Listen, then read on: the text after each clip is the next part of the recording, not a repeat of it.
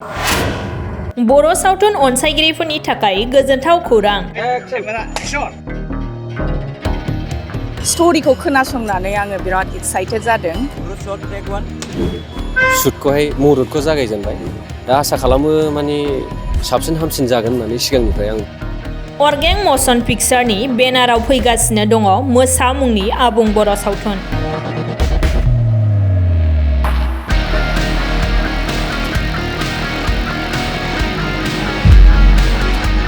फुंखा नार्जारिनि दिहुननाय आरो राजा नार्जारिनि सुजुनाय लोगोसे बिथांनिनो बिथोन होनाय बे मोसा सावथुननि शुटिंखौ दिनैनिफ्राय जागायबाय। दिनै फुंबिलि गोथार समाव क'क्राझार सहरनि खोदोमथलायाव थानाय फाग्ला बाबा मन्दिराव फुजा खालामनायनि गेजेरजों बे सावथुननि शुटिं खालामनायखौ बेखेवो। बे मोसा सावथुनाव बर'नि मुंदांखा फावगिरि लिंसार आरो फुजिजों लोगोसे माखासे जाखांफु फावगिरिफोर फारियै बिबेक, सुदेम सना रामसियारि आरो मनीषा मोनखौ गाहाय आखुआव फाव खालामनाय नुनो मोनगोन।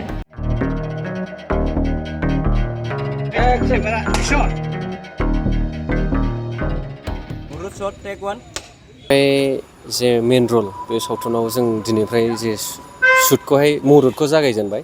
दा आसा खालामो माने साबसिन हामसिन जागोन होननानै सिगांनिफ्राय आं बेखौहाय आसा खालामदों आरो जेसे हायो नाजानोसै। रायजो राजाफ्राबो अनसायगासिनोखा। दा जोंहा अर्गें मशन पिक्चार प्रेजेन्स प्रडाक्शननिफ्रायहाय जे मोसा सावथुनखौहाय जुरिजेनबाय। बेवहाय बयबो रायजो राजाखौ अनसायगोन होननानै आं आसा खालामो आरो। मोजां मोनदों। दिनै गोबाव समनि उनाव आङो दिनै बुंनो थाङोबा 2 बोसोरसो गेप थानायनि उनाव दिनै फिन खेबसेबाव मुभि स्टार्ट खालामफिननो नागिरदों। जोबोर गोजोननाय मोनदों आरो स्ट'रिखौ खोनासंनानै आङो बिराद एक्साइटेड जादों बे फिल्माव खामानि मावनो थाखाय।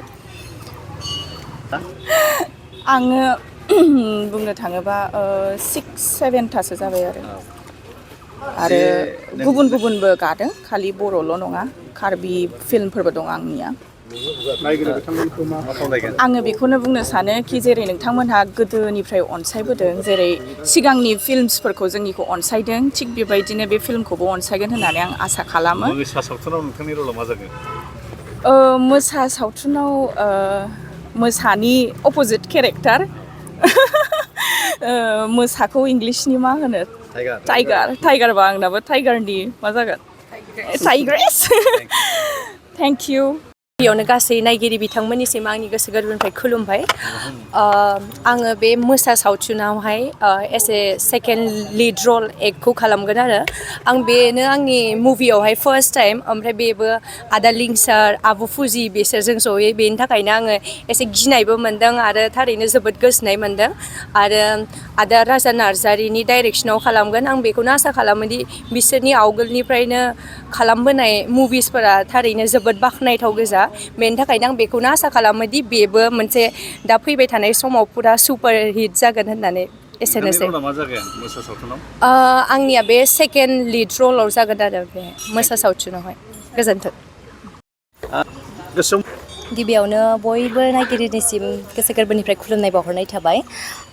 बे मोसा सावथुनावहाय एक्टिं खालामनो मोनगोन आं बिराद एक्साइटेड आरो बिराद गोजोननाय मोनदों जे आङो गिबि खेब फुल मुभियावहाय खामानि मावनो मोनगोन, जे आदा राजानि डाइरेक्सन होनाय। आरो बिराद गोजोननाय मोनदों आरो मोजां मोजां आर्टिस्टफोर बिसोरजों लोगोसे मावगोन आरो मोजां जागोनखौ आसा खालामबाय आरो गासै रायजो राजाखौ बे सावथुनखौहाय अनसायगोन होननानै आसा खालामबाय। सावथुन मुलुगाव गिबि आगान माने फुल मुभियावहाय गिबि आगान। फुल मुभियाव आंनि बेनो गिबि आगान। खालामो। फुल मुभियावहाय मावनो गोनां दङ। बेफोरो दासिमबो सालायथ'नाय जायाखै बेफोरनि खामानिखौहाय। स' बेनो फार्स्ट आरो बेनो गिबि खेब आंनि फुल मुभियावहाय। बयबो खौरां नायगिरिफोरनिसिम आंनि खुलुमनायखौ जासिहरनाय थाबाय। जों देग्लाय मोनसे गोदान सावथुन लानानै रायजोफोरनिसिम फैनो नागिरदों। बेनि मुङानो जाबाय मोसा। बेखौ प्रडिउस खालामनाय जागोन अर्गेन मशन पिक्चार्सनिफ्राय। बेयो मोनसे गोदान प्रडाक्सन आरो प्रडिउसार बिथाङानो जाहैबाय फुंखा नार्जारि आरो माखासे वेल विशार्स दं जोंनि, जायफोर जोंखौ बे सावथुनखौ बानायनायाव हेफाजाब होबोदों। आरो फावखुंगुर हिसाबै जोंना गाहाय फावखुंगुर हिसाबै दङ मुंदांखा लिंसार बसुमतारी आरो जाखांफुनाय बिबेक गयारि आरो गाहाय फावखुंग्रियाव दं जोंना फुजि बसुमतारी सुदेम सना रामसियारि आरो मनिषा मुसाहारि आरो लोगोसे जोंहा सिनियर आर्टिस्टबो दंफायो आयं सनास्रि धरेन्द्र नाथ बसुमतारी आयं निर्मल बाजै बिना बसुमतारी स' आरो जोंहा प्रफेसर हिसाबै जोंनि खाथियाव दंफैयो प्रबिर कुमार ब्रह्म सार स' बिदिनो गोबां आरो आर्टिस्टफोर दंबावो जायखौ नोंथांमोना लासै लासै सावथुननि आपडेट्सनि बागै मिथिलांबाय थागोन आरो सासेनिखौ जोंहाथ' आसाया पजिटिभआनो मानोना जों जेसेबां सावथुन बानायबावदों बिराद पजिटिभ फिडबेक्स मोनबोदों आरो जोंना मोनसे कम्बिनेसना जेब्लाबो हिट जाबोदों आरो लिंसारजों फुजिजों दङ नालाय बिसोरनि माबाखौ अनसायो मानसिफ्रा कापोल जानायखौ स' बिदिनो जों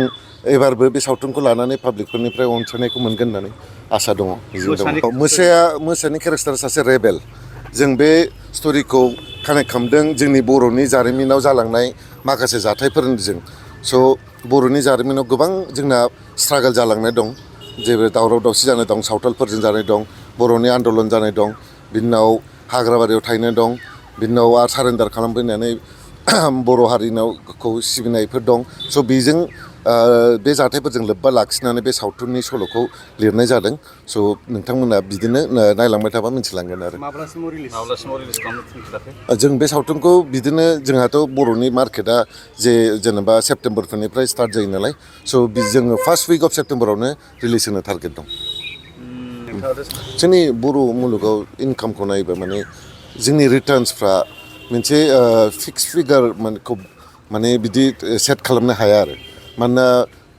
जोंनि सावथुन मुलुगाव 25निफ्राय लानानै बिदिनो 30सो सावथुन ओंखारो प्रत्येक बोसोर बिनि मादायाव 2-3 सावथुनाल' जेखौ रायजोफ्रा अनसायो बिसोर एसे मोजां रां खामायफिननो हायो बाखिफ्रा एसे एभारेज थालाङो आरो स' बेखायनो डेफिनेट नाम्बारथ' गैया बाट जोंनि सावथुना दाबोनो बै स्टेजाव गैया जे जोबोद मुलाम्फा मोनगोन बाट मोनसे आसा दं आरो जेखौ जोंनि प्रडिउसार्सफ्रा गारगोन बेनिफ्राय एसे बांसिन मोनफिननोखौ आसा दं आरो जों बेखौ बांसिनानो फ्राय क'क्राझार ओनसोलावनो लानाय जागोन आरो बेजों लोगोसे जों दा एसे एनै जायगा नायदों ओरै माखासे वाटारफल ओरै थुराथिंजाय आरो गानफोरखौ जोङो बिदिनो जुदि क'क्राझार आरो नैबे खाथि खाला हाजोफोर जायगा मोनोबा जों बाव लानाय जागोन आरो जुदि सिक्किमफोरावबो लानानै थांखि दं